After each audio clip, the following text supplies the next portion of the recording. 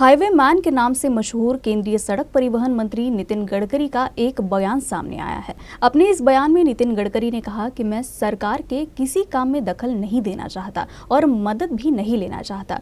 उन्होंने आगे कहा कि सरकार जहर की तरह है, जहां सरकारी मदद मिलती है वहां वह प्रयोग बंद हो जाता है। इसलिए मैं किसी सरकार से किसी भी काम में मदद नहीं लेता। गडकरी ने आगे क्या कहा, सुनिए। मी सरकारमध्ये आहे, पण मी नेहमी वृंदाला सांगतो की सरकारी कधी कुठल्याही कामात हस्तक्षेप करायचा नाही, मदत घ्यायची नाही।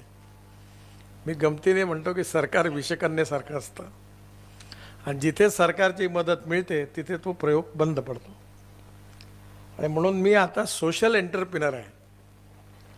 मी कुठलीही सरकारची मदत घेत नाही, सरकारच्या अधिकाऱ्याकडे जात नाही। हे बसलेले अधिकारी चांगले आहेत, पण बाकीचे आले की बंदच करतात आणि त्यांना कन्विन्स करता करता तुमच्या आयुष्यातले केस उडून जातात। मी पण अनेक सामाजिक काम करतो आणि या सगळ्या कामामध्ये करत असताना ॲग्रिकल्चर कृषी क्षेत्रात, ग्रामीण क्षेत्रात काम करतो, शेतकऱ्यांच्या विकासाकरता। आणि आता मी इथे काम तेवढं नाही करू शकत, पण आता जवळपास 2,500 कोटी टर्नओव्हर झाला आणि 15,000 लोकांना रोजगार मिळाला।